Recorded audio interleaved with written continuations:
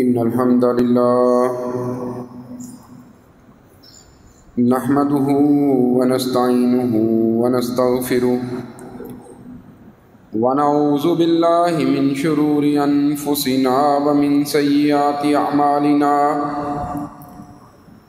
من يهده الله فلا مضل له ومن يضلله فلا هادي له وأشهد أن لا إله إلا الله وحده لا شريك له وأشهد أن محمدا عبده ورسوله أما بعد فإن خير الحديث كتاب الله وخير الهدي هدي محمد صلى الله عليه وسلم وشر الأمور محدثاتها وكل محدثة بدعة وكل بدعة ضلالة وكل ضلالة في النار اللهم صل على محمد وعلى آل محمد كما صليت على إبراهيم وعلى آل إبراهيم إنك حميد مجيد اللهم بارك على محمد وعلى آل محمد كما باركت على إبراهيم وعلى آل إبراهيم إنك حميد مجيد أما بعد فأعوذ بالله من الشيطان الرجيم بسم الله الرحمن الرحيم يا أيها الذين آمنوا ادخلوا في السلم كافة ولا تتبعوا خطوات الشيطان إنه لكم عدو مبين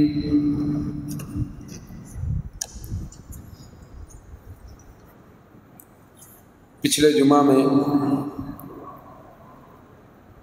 یہ بات عرض کی گئی تھی کہ مومن کا ہر عمل آخرت کے لیے ہوتا ہے اور کافر کا ہر عمل دنیا کے لیے ہوتا ہے۔ مومن کے نزدیک آخرت حقیقی چیز ہے اور کافر کے نزدیک دنیا حقیقی چیز ہے۔ لہذا جب مومن دنیا لے کر چلتا ہے اس کے انداز اور ہوتے ہیں، اور جب کافر دنیا لے کر چلتا ہے تو اس کے انداز اور ہوتے ہیں۔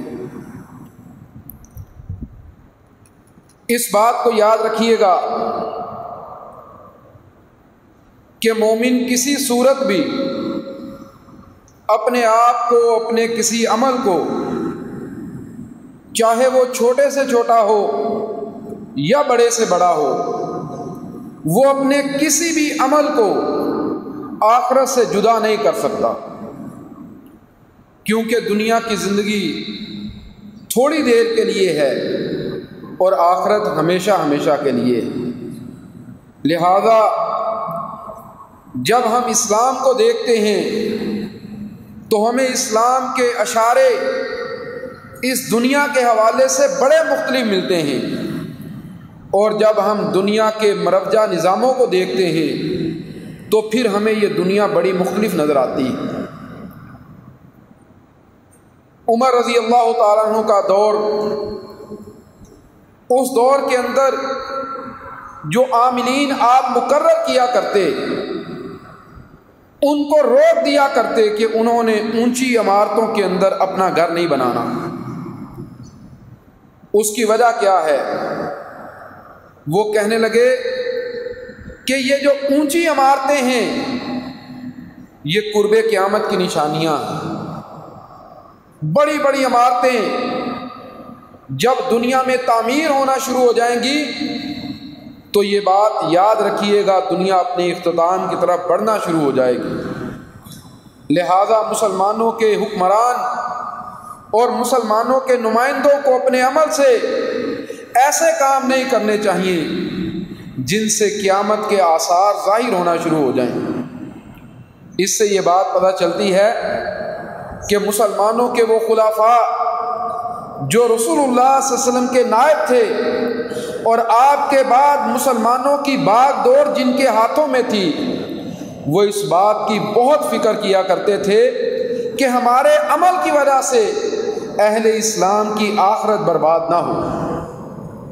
لہذا جب ہم رسول اللہ صلی اللہ علیہ وسلم کی تعلیمات کو دیکھتے ہیں تو آپ بھی امت کو اسی طرح کی تعلیم دیتے ہوئے نظر آتے ہیں کہ جس میں مومن کو دنیا کی بے ثباتی کا یقین دلایا گیا ہے اور آخرت کا جو حقیقی ہونا ہے اس کا یقین دلایا گیا، اس کے بارے میں بتایا گیا ہے۔ لہذا رسول اللہ صلی اللہ علیہ وسلم کا یہ فرمان بہت واضح ہے جس میں آپ نے فرمایا، لوگو بلا شبہ یہ دنیا شیریں اور سرسبز و شاداب ہے اور اللہ تعالیٰ نے تمہیں جان نشین بنایا ہے اور وہ دیکھنا چاہتا ہے تم کیسے عمل کرتے ہو۔ یہ دنیا بڑی میٹھی ہے، بڑی سرسبز و شاداب ہے اور اللہ رب العزت تمہیں اس میں جان نشین بنا کر یہ دیکھنا چاہتے ہیں تم کیسے عمل کرتے ہو۔ لہذا اپنے آپ کو دنیا سے بھی محفوظ کر لینا اور اپنے آپ کو عورتوں سے بھی محفوظ کر لینا، اس لیے کہ بنی اسرائیل کا پہلا فتنہ وہ عورتیں تھیں۔ اس حدیث سے کیا بات پتہ چلتی ہے کہ مومن کو دنیا کے ساتھ دل لگانے سے روکا گیا ہے، لیکن وہیں پر یہ بات بھی ارشاد فرمائی گئی ہے کہ اسلام کے اندر کوئی رہبانیت نہیں ہے۔ رہبانیت کس کو کہتے ہیں؟ رہبانیت سے مراد ہے کہ بندہ بالکل دنیا چھوڑ دے، اس کا دنیا سے کوئی تعلق ہی نہ ہو، جیسے وہ 3 صحابہ جو رسول اللہ صلی اللہ علیہ وسلم کے گھر میں آئے تھے اور آپ کی اہلیہ سے انہوں نے آپ کے اعمال کے بارے میں پوچھا تھا اور پھر انہوں نے یہ بات طے کی تھی، ہم آج کے بعد کبھی رات کو سوئیں گے نہیں، کبھی روزہ نہیں چھوڑیں گے۔ ایک نے کہا تھا میں کبھی شادی نہیں کروں گا، دنیا بالکل ترک کر دی جائے گی تاکہ ہم آخرت کے لیے اعمال کو بہتر کر سکیں۔ رسول اللہ صلی اللہ علیہ وسلم نے ان کو بلا کر ان کو جھاڑ پلائی، ان کو روکا کہ تمہارا یہ عمل ٹھیک نہیں ہے، تم اس طریقے سے دنیا نہیں چھوڑ سکتے، تمہیں رات کو آرام بھی کرنا ہوگا اور اللہ کی عبادت بھی کرنی ہوگی، تم روزہ رکھو گے بھی اور روزہ چھوڑو گے بھی اور تمہیں نکاح بھی کرنے ہوں گے۔ کیوں؟ اس لیے کہ رسول اللہ صلی اللہ علیہ وسلم مسلمانوں کو رہبانیت کی تعلیم نہیں دینا چاہتے تھے۔ اس سے کیا بات پتہ چلتی ہے کہ نہ دنیا سے دل لگانا ہے اور نہ دنیا کو اس طرح سے چھوڑنا ہے کہ ہمارا دنیا سے تعلق نہ ہو، بلکہ مومن نے اپنی دنیا کو استعمال کرنا ہے اپنی آخرت بنانے کے لیے۔ اب یہ آخرت کیسے بنے گی؟ جو مال اس کے پاس موجود ہے اس میں سے خرچ کرے اپنے اللہ کے لیے، جو وقت اس کے پاس موجود ہے اس کو اپنے اللہ کے لیے خرچ کرے، جو صلاحیت اس کے پاس موجود ہے وہ اپنے اللہ کو دینا شروع کرے، جو بھی اس کے پاس ہے وہ یہ بات سمجھے کہ یہ میرے رب کی طرف سے ہے اور مجھے اپنا سب کچھ اپنے اللہ کے لیے قربان کرنا۔ لہذا اس آیت سے پہلے جس میں اللہ رب العزت نے یہ بات ارشاد فرمائی، یا ایھا الذین آمنوا ادخلوا فی السلم کافہ، اے ایمان والو اپنے آپ کو اسلام میں پورے داخل کر لینا، ولا تتبعوا خطوات الشیطان، اور شیطان کے راستوں کی پیروی نہ کرنا، انہ لکم عدو مبین، اس لیے کہ وہ تمہارا کھلا دشمن ہے۔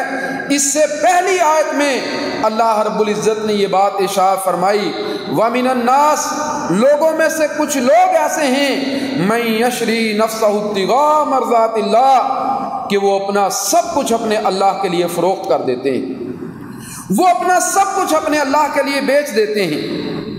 واللہ رؤوف بالعباد، اللہ اپنے بندوں پر بڑا ہی مہربان ہے۔ جب بندوں نے اپنا سب کچھ اپنے اللہ کو دے دیا تو اللہ نے بھی پھر اپنی مہربانیوں کے دروازے ان کے لیے کھول دیے۔ اور دنیا میں مہربانیوں کے دروازے کیا ہیں کہ اللہ رب العزت مومن کو اس زمین کا وارث بنا دے۔ اللہ رب العزت اپنے وعدے کو پورا کرتے ہوئے وعد اللہ الذین آمنوا منکم وعملوا الصالحات لیستخلفنہم فی الارض، اللہ رب العزت ان کو زمین کی خلافت عطا کر دے۔ خلافت کیا ہے؟ زمین کی حکمرانی ہے۔ اس سے یہ بات پتہ چلتی ہے مومن دنیا سے دل نہیں لگائے گا، لیکن دنیا کو اپنے رب کے حکموں کے تابع کرنے کی پوری کوشش کرے گا، اپنے اللہ کے سامنے جھکنے کے لیے دنیا کو مجبور کرے گا، اور اس انداز کے ساتھ اپنے عمل کو بنائے گا کوئی سرکش، کوئی باغی، کوئی اللہ رب العزت کا نافرمان وہ زمین میں سر اٹھا کر نہ جی سکے، وہ اللہ کے دین کے سامنے اپنا سر جھکا کے جیے۔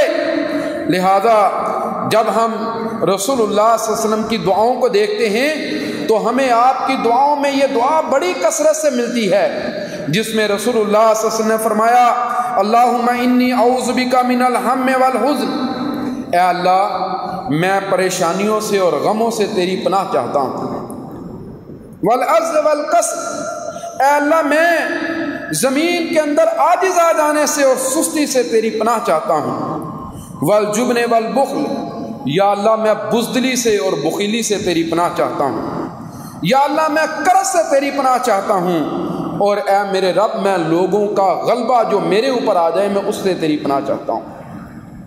آج ذرا اس دعا کو دیکھیں، یہ دعا کتنی شاندار ہے، اور اس دعا کا ہر لفظ اگلے لفظ کے ساتھ جڑا ہوا ہے۔ مومن کہاں سے گرنا شروع کرے گا اور گرتا گرتا کس حد تک چلا جائے گا، اس دعا کے اندر یہ بات پوری موجود ہے۔ فرمایا اللہم انی اعوذ بک من الہم، اے اللہ میں پریشانی سے تیری پناہ چاہتا ہوں۔ کیوں؟ جب انسان دنیا کی پریشانیوں میں گر جائے گا پھر کیا ہوگا؟ وہ غموں میں مبتلا ہونا شروع ہو جائے گا۔ لہذا ہم یہ بات دیکھتے ہیں کہ رسول اللہ صلی اللہ علیہ وسلم اپنے اللہ سے یہ دعا کر رہے ہیں یا اللہ دنیا کو میرا بڑا غم کبھی نہ بنانا۔ پریشانی کے بعد وہ پریشانی انسان کا غم بنتی ہے۔ جب انسان پریشانیوں کے بعد غموں میں مبتلا ہوتا ہے پھر اس کی قوت استعداد کمزور ہو جاتی ہے، پھر وہ عاجز آنا شروع ہو جاتا ہے۔ جب عاجز آنا شروع ہو جاتا ہے تو پھر یہ سمجھتا ہے اب میں کچھ نہیں کر سکتا۔ جب بندہ یہ سمجھ لیتا ہے کہ میں کچھ نہیں کر سکتا پھر سستیاں اور کاہلیاں اس کے اوپر طاری ہونا شروع ہو جاتی ہیں۔ جب بندے کے اوپر سستی اور کاہلی آ جاتی ہے پھر بندے کے اندر بزدلی کا عنصر پیدا ہوتا ہے، وہ سمجھتا ہے میں کچھ کر نہیں سکتا، اب سست ہو گیا، اب اس کے اندر خوف پیدا ہونا شروع ہو گیا۔ اب خوف کا نتیجہ کیا نکلے گا؟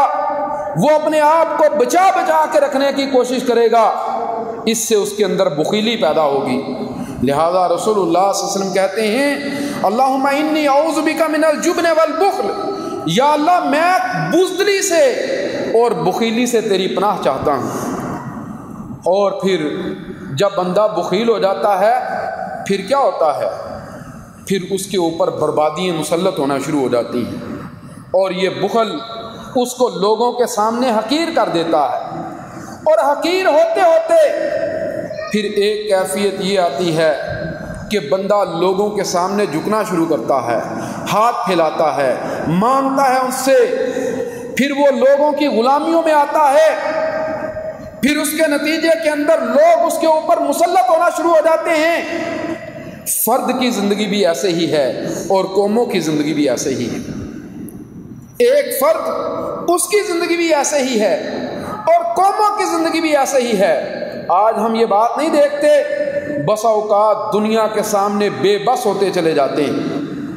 ہمیں حکم کیا جاتا ہے کہ چلو پیٹرول کے ریٹ بڑھا دو، چونکہ ہم مقروض ہیں ہم ان کی بات ماننے کے اوپر تیار ہو جاتے ہیں۔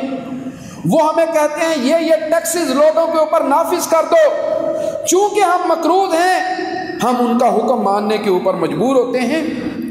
اور یہ بات کہاں سے شروع ہوتی ہے؟ یہ بات میرے بھائیو جب ہم نے اپنی اہمیت کو پہچاننے سے انکار کیا، جب دنیا میں ہم نے اپنے آپ کو اللہ کے لیے کھڑا کرنے سے انکار کیا، یہ صورتحال اس وقت پیدا ہونا شروع ہوئی۔ نتیجہ کیا نکلا؟ آج لوگوں کے غلبے ہمیں نظر آتے ہیں، لیکن اللہ رب العزت اپنے بندوں کے ساتھ اپنے وعدے پورے کرتے ہیں۔ جہاں پر ایک طرف یہ صورتحال ہے کہ معاشی بدحالیوں کی وجہ سے لوگ ہمارے اوپر چھائے ہوئے ہیں، وہیں پر اللہ رب العزت نے عسکری میدانوں کے اندر ہمیں وہ کامیابیاں دی ہیں جن کے بعد ہم معاشی بدحالیوں سے نکل سکتے ہیں۔ مضبوط منصوبہ بندی، ایک بڑی قوم کی تیاری اور ایک زبردست انداز میں آگے بڑھنا۔ لہذا جب آپ کتب احادیث کو دیکھتے ہیں تو آپ کو رسول اللہ صلی اللہ علیہ وسلم کا ایک فرمان نظر آتا ہے۔ ابھی میں نے آپ کے سامنے رسول اللہ صلی اللہ علیہ وسلم کی ایک دعا رکھی کہ اللہ کے نبی صلی اللہ علیہ وسلم دعا کیا کرتے تھے، اللہم انی اعوذ بک من الہم والحزن والعجز والکسل والجبن والبخل وضلع الدین وغلبۃ الرجال۔ جہاں پر رسول اللہ صلی اللہ علیہ وسلم کی یہ دعا مروی ہے، وہیں پر کتب احادیث میں یہ حدیث بھی موجود ہے۔ 3 طرح کے لوگ وہ ہیں، وہ اللہ سے دعائیں کرتے ہیں، اللہ ان کی دعا قبول نہیں کرتے۔ 3 بندے وہ ہیں، وہ اللہ سے دعا کرتے ہیں، اللہ رب العزت ان کی دعا قبول نہیں کرتے۔ یہ 3 لوگ کون ہیں؟ فرمایا پہلا وہ بندہ جس کی بیوی بد اخلاق ہے، بد زبان ہے۔ یہاں پر بد زبانی سے اکثر لوگوں نے مراد بد چلنی لیا۔ وہ عورت جو خطرناک بد زبان ہے یا بد چلن ہے، اگر بندہ اس کو طلاق نہیں دے گا تو اللہ رب العزت اس کی دعا کو قبول نہیں کریں گے۔ لیکن اس سے مراد یہ نہیں کہ گھر میں چھوٹا موٹا معاملہ ہو گیا تو اب طلاقیں شروع ہو جائیں، ایسا نہیں ہے۔ رویے بہتر کرنا، مرد کا بھی اپنے رویے کو بہتر کرنا اور عورت کا بھی اپنے رویے کو بہتر کرنا۔ لیکن اگر عورت بد چلنی کے ایسے عمل کا شکار ہو گئی جس سے وہ باہر نہیں آ رہی تو پھر بندہ اس کو چھوڑ دے، رسول اللہ صلی اللہ علیہ وسلم نے فرمایا، وگرنہ دعا قبول نہیں ہوگی۔ دوسری بات رسول اللہ صلی اللہ علیہ وسلم نے فرمایا، وہ بندہ جس نے کسی سے قرض واپس لینا ہو لیکن اس کے اوپر کوئی گواہ موجود نہ ہو، اس کی بھی دعا قبول نہیں ہوگی۔ کیا مطلب ہے؟ جب قرض کا لین دین کرنا ہو تو اس کے اوپر گواہ موجود ہونے چاہیے۔ فرمایا جو بندہ جس نے کسی سے قرض لینا ہو لیکن اس کے اوپر گواہ نہ ہو، اس کی دعا اللہ رب العزت قبول نہیں کریں گے۔ اور تیسرا وہ بندہ رسول اللہ صلی اللہ علیہ وسلم نے فرمایا جو کسی بیوقوف کو یعنی نہ اس کے اندر صلاحیت موجود ہے نہ اس کے اندر تجربہ موجود ہے، یہ نااہل انسان ہے، جو کسی بیوقوف کو اپنا مال دے دے، اللہ رب العزت اس بندے کی بھی دعا قبول نہیں کریں گے۔ مال اس کی حفاظت میں دے دیا ہے یہ بیوقوف، اور اگر کوئی قوم، پوری قوم ہی اپنے آپ کو بیوقوفوں کے حوالے کر دے، پھر اس قوم کے ساتھ کیا ہوگا؟ پھر اس قوم کا کیا بنے گا؟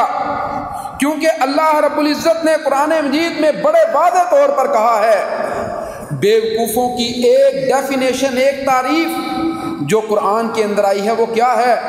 اللہ رب العزت کہتے ہیں وَإِذَا قِيلَ لَهُمْ آمِنُوا كَمَا آمَنَ النَّاسِ، جب ان سے کہا جاتا ہے ایمان لاؤ جیسے لوگ ایمان لے کر آئے ہیں، قَالُوا أَنُؤْمِنُوا كَمَا آمَنَ السُّفَهَاءُ، یہ کہتے ہیں کیا ہم ویسے ایمان لائیں جیسے بیوقوف ایمان لائیں؟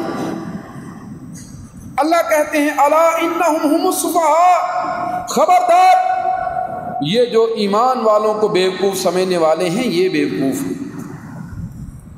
کیا مطلب ہے؟ مومن اپنے آپ کو ایمان کی بلند ترین سطح کی طرف لے کر چلے گا، اور جو ایمان کی بنیاد کے اوپر کسی کو بیوقوف سمجھے، کسی کو پاگل سمجھے، مومن کے عمل کو حقیر جانے، وہ بندہ حقیقت کے اندر بیوقوف ہے۔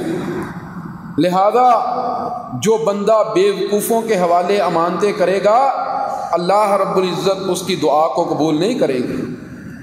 آج ساری قوم دعائیں مانگتی ہے، کہتی ہے یا اللہ ہمیں عمر جیسا حکمران دے دے، علی جیسی شجاعت والا حکمران دے دے، یا اللہ ابو بکر کی صداقت جیسا حکمران دے دے۔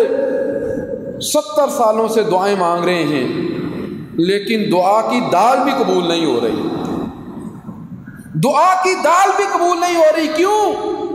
اس لیے جب ہمارے پاس فیصلہ آتا ہے ہم اس وقت سم بکم عمیون ہو جاتے ہیں، اس وقت اپنے مفادات کو دیکھ کر فیصلے کرتے ہیں۔ کوئی بندہ آگے بڑھ کر اس وقت رہنمائی کے لیے تیار نہیں ہوتا۔ نتیجہ کیا نکلتا ہے؟ اپنی طاقت، اپنی قوت، اپنے مال کے بلبوتے پر لوگ آگے آتے ہیں۔ جب یہ لوگ آگے آتے ہیں پھر نتیجہ کیا نکلتا ہے؟ پھر یہ قوموں کو برباد کرتے ہیں۔ اور اس بات کا ذکر اللہ رب العزت نے قرآن مجید کے اندر کیا، یا ایھا الذین آمنوا ادخلوا فی السلم کافہ والی آیت سے 2-3 آیات پہلے اللہ رب العزت نے یہ بات ارشاد فرمائی، فرمایا وَإِذَا تَوَلَّى سَعَىٰ فِي الْأَرْضِ لِيُفْسِدَ فِيهَا وَيُهْلِكَ الْحَرْثَ وَالنَّسْلَ وَاللَّهُ لَا يُحِبُّ الْفَسَادَ۔ فرمایا وَإِذَا تَوَلَّى سَعَىٰ فِي الْأَرْضِ، جب یہ لوٹتا ہے زمین میں، یعنی جب اسے زمین میں کوئی اختیار ملتا ہے، سعیٰ فی الارض، تو یہ زمین میں کیا کوشش کرتا ہے؟ لیفسد فیہا، کہ زمین کو فساد سے بھر دے، لوگوں کی اخلاقیات تباہ کر کے رکھ دے، حلال اور حرام کی تمیز کو ختم کر دے، وَيُهْلِكَ الْحَرْثَ وَالنَّسْلَ، یہ معیشتیں بھی برباد کرے گا، یہ نسلیں بھی برباد کرے گا۔ وَيُهْلِكَ الْحَرْثَ وَالنَّسْلَ، یہ معیشت بھی برباد کرے گا، یہ نسلیں بھی برباد کرے گا۔ اس لیے اللہ رب العزت کہتے ہیں لوگو، اللہ کبھی بھی فساد سے محبت نہیں کرتے۔ آپ فسادی لوگوں کے حمایتی ہوں پھر اللہ کے سامنے جولیاں اٹھا اٹھا کر دعا مانگے تو اللہ کو تو آپ کی ضرورت ہی نہیں، اللہ تو فساد سے محبت نہیں کرتے۔ لہذا وہ لوگ جو مسجدوں میں آ کر نمازیں پڑھتے ہیں، وہ جو روزے رکھتے ہیں، وہ جو بڑی شرافتوں کے دعوے کرتے ہیں اور پھر یہ بات سمجھتے ہیں دنیا میں جو مرضی ہوتا رہے ہمیں اس سے کوئی غرض نہیں ہے، اللہ رب العزت کہتے ہیں یہ جو فساد کے اوپر خاموش ہو جانے والے، یہ جو فسادیوں کو راستہ دینے والے ہیں، ہمیں ان کے ساتھ کوئی محبت نہیں، ہمیں ان کی کوئی ضرورت نہیں۔ ہم تو وہ لوگ چاہتے ہیں جو امانتوں کو ان کے اہل کی طرف لٹانے والے ہوں۔ اللہ تعالیٰ کیا کہتے ہیں؟ ان اللہ یامرکم، بلا شبہ اللہ تمہیں حکم دیتا ہے، ان تودوا الامانات الی اہلھا، کہ امانتیں ان کے اہل کی طرف لٹا دیجیے۔ اہل افراد ڈھونڈیے۔ آپ نے کسی کے بارے میں گواہی دینی ہے، یہ جو آپ کے حکمران کے بارے میں آپ سے پوچھا جاتا ہے کہ آئیے چنیے آپ نے کس کو حکمران بنانا ہے، یہ اس بندے کے قول، فعل، عمل، کردار کے بارے میں آپ سے گواہی مانگی جاتی۔ اور اگر آپ نااہل لوگوں کے حق میں گواہی دیں گے اور آپ اس کے لیے کنونسنگ نہیں کریں گے، قوم کو تیار نہیں کریں گے، پھر کیسے ممکن ہے کہ آپ اللہ سے کہیں یا اللہ ہمارے اوپر لوگوں کو غالب نہ آنے دینا۔ واللہ یقین جانیے یہ لوگ جنہوں نے آج آپ کے لیے غلبے کے دروازے کھولے ہیں، یہ وہ ہیں جو پوری دنیا کے ساتھ ٹکرائے ہیں، یہ وہ ہیں جو پوری دنیا کے ساتھ ٹکرائے ہیں۔ آج یورپ کی پارلیمنٹ کے اندر، یورپی یونین کے اندر ایک قرارداد منظور کی گئی ہے، اور وہ قرارداد کیا ہے کہ افغانستان کے اندر ناکامی ہم سب کی اجتماعی ناکامی، افغانستان میں ناکامی ہم سب کی اجتماعی ناکامی ہے۔ اس کا کیا مطلب ہے؟ اہل ایمان افغانستان کی کامیابی سارے اہل ایمان کی کامیابی۔ لیکن ذرا سمجھنے کی کوشش تو کیجئے، راستہ تو بنائیے، اپنے آپ کو تیار تو کیجئے۔ اس لیے اللہ رب العزت مومن کو دنیا میں جب اختیار دیتے ہیں تو مومن سے کسی اور طرح کا تقاضا کرتے ہیں، اور جب کافر کے پاس اختیار آتا ہے تو اس کی کیفیت کچھ اور ہوتی۔ کافر کے پاس اختیار آئے گا وہ لوگوں کو دنیا کا بندہ بنانے کی کوشش کرے گا، مومن کے پاس اختیار آئے گا تو وہ دنیا کو اللہ کی غلامی میں دینے کی کوشش کرے گا۔ یہی وجہ ہے کہ ہم رسول اللہ صلی اللہ علیہ وسلم کی تعلیمات کو دیکھتے ہیں تو ہمیں یہ بات پتہ چلتی ہے، وہاں پر جہاں بخیلی سے روکا گیا ہے وہیں پر اسراف سے بھی روکا گیا ہے، بڑی بڑی لمبی خواہشات ان سے بھی روکا گیا ہے۔ کیا فرمایا؟ کہا لوگوں اس امت کا پہلا گروہ نجات پا گیا بالزہد والیقین، زہد کی وجہ سے اور اللہ پر یقین کی وجہ سے۔ زہد کیا ہے؟ دنیا کو کوئی اہمیت نہیں دی، یہ دنیا حقیر ہے۔ بڑے بڑے بادشاہوں کے تخت آئے، اہل ایمان اپنے گھوڑوں سمیت ان کے اوپر چڑھ گئے، انہوں نے دنیا کو کوئی اہمیت نہیں دی۔ یہ دنیا کے ہیرے جواہرات ان کو سنبھال سنبھال کے انہوں نے نہیں رکھا۔ رسول اللہ صلی اللہ علیہ وسلم کیا کہتے ہیں؟ فرمایا اگر میرے پاس پہاڑ بھی ہو سونے کا تو میں شام تک اس بات کو برداشت نہیں کروں گا میرے پاس ایک ڈلی بھی باقی رہ جائے، میں سارا تقسیم کر دوں گا سوائے اس چیز کے جو میں نے قرض ادا کرنا۔ اس کا کیا مطلب ہے؟ اہل ایمان کی معیشت، وہ معیشت کسی اور چیز پر پروان چڑھتی ہے اور کافروں کی معیشت کسی اور چیز پر پروان چڑھتی ہے۔ اہل ایمان کے دلوں میں دنیا کی بے ثباتی ہوتی ہے اور کافروں کے دلوں کے اندر دنیا کا یقین ہوتا ہے۔ یہ فرق ہے۔ جب مومن دنیا لے کر چلے گا تو پھر مومن دنیا بچا بچا کے نہیں رکھے گا، دنیا قربان کرتا چلا جائے گا۔ لہذا جب ہم قرآن مجید کو دیکھتے ہیں تو ہمیں یہ بات ملتی ہے کہ اللہ رب العزت دنیا کے بارے میں گفتگو کرتے ہوئے اہل ایمان سے کہتے ہیں وَلِلَّهِ مَا فِي السَّمَاوَاتِ وَمَا فِي الْأَرْضِ، لوگوں جو زمین میں ہے یا جو آسمانوں میں ہے وہ تمہارے رب کا ہے، تمہارا کچھ نہیں ہے، تمہیں تو صرف یہ امانت سونپی گئی ہے، اپنے استعمال میں لے کر آؤ، اپنی اولاد کے لیے استعمال کرو، غربا مساکین پر خرچ کرو۔ کیا فرمایا؟ فرمایا وَفِي أَمْوَالِهِمْ حَقٌّ لِلسَّائِلِ وَالْمَحْرُومِ، یاد رکھو اس بات کو، تمہارے اموال کے اندر سوال کرنے کا اور محروم لوگوں کا حق ہے۔ والذین فی اموالہم حق معلوم، اللہ کہتے ہیں ان کے اموال کے اندر ایک معلوم حق موجود ہے، للسائل والمحروم، یہ سوال کرنے والوں کے لیے بھی ہے، یہ محروم لوگوں کے لیے بھی ہے۔ کفر کے نظام میں کیا ہے؟ ایک طرف مغرب میں ہم دیکھتے ہیں سرمایہ دارانہ نظام ہے جس میں ہر بندہ اپنے سرمایہ کی حفاظت کے اندر ہے، اس کو بچا بچا کے رکھنے کی کوشش کے اندر ہے، وہ اپنا مال اکٹھا کر کے رکھنا چاہتا ہے، بینکوں کے اندر محفوظ کرتا ہے، وہ اپنے اموال کو ڈمپ کرتا ہے، ان کے ریٹس بڑھاتا ہے۔ یہ دور جدید کے اصول اور ضابطے ہیں۔ آپ دیکھ لیجئے دنیا اس نظام کے اندر کتنی جکڑی ہوئی ہے۔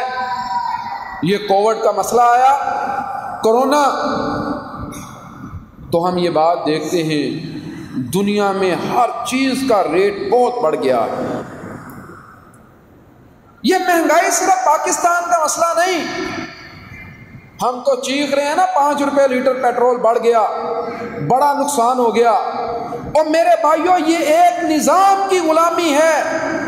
آج دنیا پر سرمایہ دارانہ نظام مسلط ہے، اس میں لوگوں کی سوچ یہ بنائی گئی ہے تو جتنا جمع کر سکتا ہے اتنا جمع کر لے، لہذا تیل پیدا کرنے والے ملک ایک حد سے زیادہ تیل پیدا کرنے کے لیے تیار نہیں۔ اب چونکہ دنیا کی ساری معیشت تیل پر گھوم رہی ہے، لہذا جیسے جیسے پیٹرولیم پروڈکٹس کی قیمتیں بڑھ رہی ہیں دنیا میں ویسے ویسے ہر چیز مہنگی ہوتی چلی جا رہی ہے۔ اگر اسلام کا نظام ہوتا تو وہ کیا کرتا؟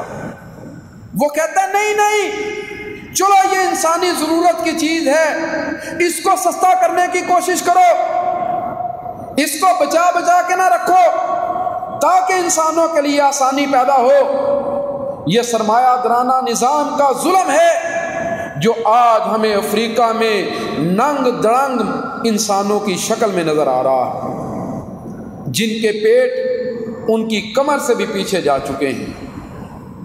وہ ممالک آج زمین پر ہیں جہاں کے لوگ مٹی کھانے پر مجبور ہیں، مردار کھانے پر مجبور ہیں۔ یہ سرمایہ دارانہ نظام کا شاخسانہ ہے جس میں ایک بندہ اتنی دولت رکھتا ہے کہ کئی ملک اس کی دولت کے ساتھ چلائے جا سکتے ہیں۔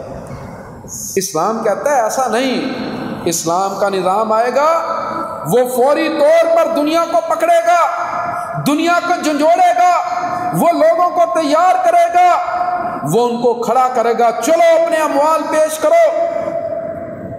اور یہ کیسی تربیت تھی۔ عمر رضی اللہ تعالیٰ عنہ، قحط کا دور ہے، عثمان غنی کا غلہ مدینہ کے اندر آیا ہے، قافلہ آیا، اب عمر حکمران ہیں، یہ چلے گئے، کہنے لگے میں آج سے یہ غلہ خریدنا چاہتا ہوں۔ وہ کہنے لگے آپ میری قیمت نہیں دے سکتے۔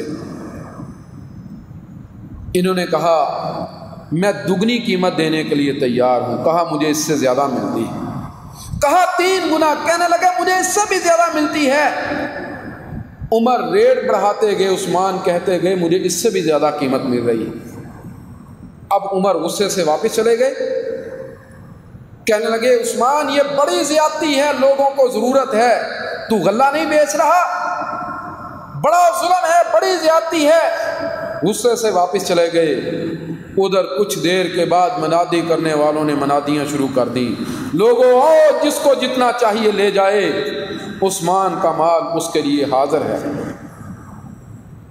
یہ ہے اسلام کی تربیت، یہ ہے اسلام کا نظام جس کے اندر بندے کو یہ بات بتلائی گئی ہے، اسے یہ بات سکھلائی گئی ہے کہ نہیں، تیرا سب کچھ تیرے اللہ کے لیے ہے، تو نے اپنے آپ کو بچا بچا کر نہیں رکھنا، اپنے اللہ کے لیے تو سب کچھ قربان کرے گا۔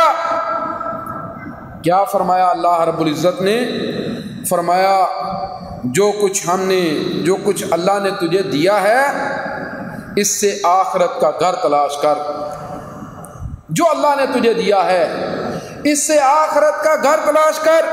وَلَا تَنْسَ نَصِيبَكَ مِنَ الدُّنْيَا، ہاں جو دنیا میں تیرا حصہ ہے ہم یہ نہیں کہتے کہ اس کو بھول جا، لیکن جو تجھے دے دیا گیا وہ تیرے پاس امانت ہے، اس میں سے جو دے کے آخرت کا گھر لے سکتا ہے آخرت کا گھر لے لے۔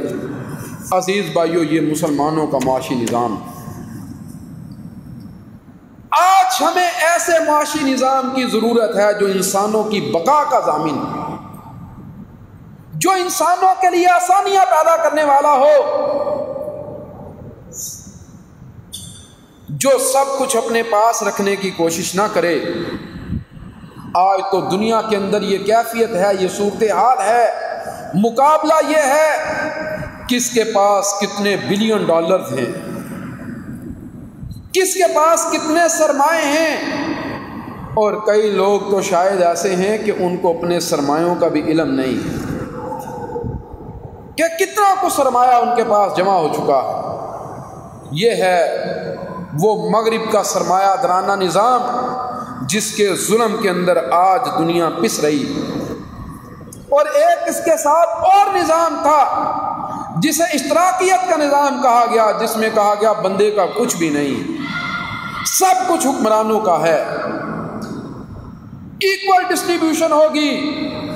نہیں، اسلام اس کا بھی قائل نہیں ہے، وہ بندے کو اس کی محنت کے مطابق اجر دیتا، بندے کو اس کی محنت کے مطابق اجر دیتا ہے۔ ایک حدیث کے اندر فرمایا قیامت والے دن اللہ 3 طرح کے لوگوں کا مدعی بنے گا، عدالت بھی اللہ کی ہوگی اور مدعی بھی اللہ رب العزت ہوں گے۔ ان میں سے ایک بندہ وہ ہے جس نے کسی مزدور کو مزدوری پر رکھا، پھر اس کی مزدوری ادا نہیں کی، اللہ اس مزدور کا مدعی ہوگا قیامت والے دن۔ اب ذرا سوچئے، جس کا مدعی اللہ رب العزت ہوگا وہ مقدمہ کیسا مقدمہ ہوگا، اس مقدمے کی کیفیت کیسی ہوگی جس کا مدعی اللہ رب العزت ہوگا۔ لہذا اسلام لوگوں کو واضح لائنز دیتا ہے، واضح لائنز دیتا ہے، اور ان سے کیا کہتا ہے؟ کہتا ہے تو نے آخرت کی خریداری کی کوشش کرنی ہے، ہاں ہم تجھے کہتے ہیں اپنا حصہ دنیا کے لیے نہ بھولنا، اپنے حصے کو دنیا میں لے لینا، لیکن آخرت تیری مقدم ہونی چاہیے، آخرت کے لیے تجھے کوشش اور جستجو کرنی چاہیے۔ ایک دوسری جگہ پر فرمایا وَإِذَا قِيلَ لَهُمْ أَنفِقُوا مِمَّا رَزَقَكُمُ اللَّهُ، اللہ کہتے ہیں جب ان سے کہا جاتا ہے کہ خرچ کرو جو اللہ نے تمہیں دیا ہے اس میں سے، قَالَ الَّذِينَ كَفَرُوا، تو یہ جو کافر ہیں یہ کیا کہتے ہیں؟ لِلَّذِينَ آمَنُوا، ایمان والوں سے کہتے ہیں أَنُطْعِمُ، کیا ہم ان لوگوں کو کھلائیں جن کو اللہ اگر چاہتا تو خود ہی کھلا لیتا، جب اللہ نے ان کو نہیں کھلایا تو ہم انہیں کیوں کھلائیں؟ اللہ کہتے ہیں ان انتم الا فی ضلال مبین، لوگوں یاد رکھنا یہ کھلی گمراہی میں نہیں۔ میرے عزیز بھائیوں، دنیا پر اس وقت معاشی اعتبار سے گمراہیوں کا نظام مسلط ہے جس نے لوگوں سے ان کے نوالے تک چھین لیے ہیں، لوگوں کو محرومیوں سے دوچار کر دیا ہے۔ اب ایمان والوں کو ایک کوشش اور جستجو کرنی ہے کہ وہ معاشی نظام جو انسانیت کی بقا کا نظام ہو، وہ معاشی نظام جو لوگوں کے لیے اپنے اندر رحم رکھتا ہو، وہ معاشی نظام جو لوگوں کے لیے آسانیاں کرنے والا ہو، ہم اہل ایمان دنیا کو وہ معاشی نظام عطا کریں۔ اور یہ معاشی نظام کیسے آئے گا؟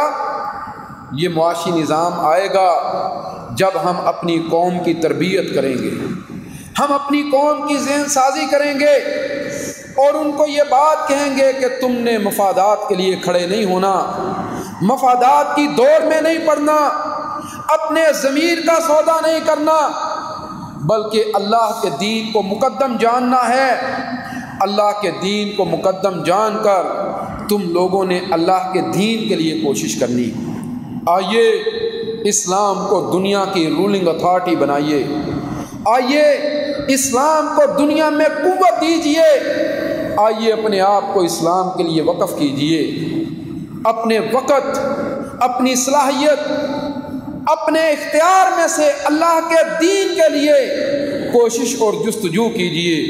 نتیجہ کیا نکلے گا؟ یہ دنیا ظلم کے اس معاشی نظام سے نجات پا جائے گی، یہ دنیا ظلم کے اس سلسلے سے باہر نکل آئے گی، اور لوگ یہ بات سمجھنے لگ جائیں گے کہ میں اس زمین کے اوپر اپنے اللہ کے حکم کا پابند ہوں اور مجھے اس کے لیے جستجو اور محنت کرنا ہے۔ اللہ ہم سب کو سمجھنے اور عمل کرنے کی توفیق عطا فرمائے۔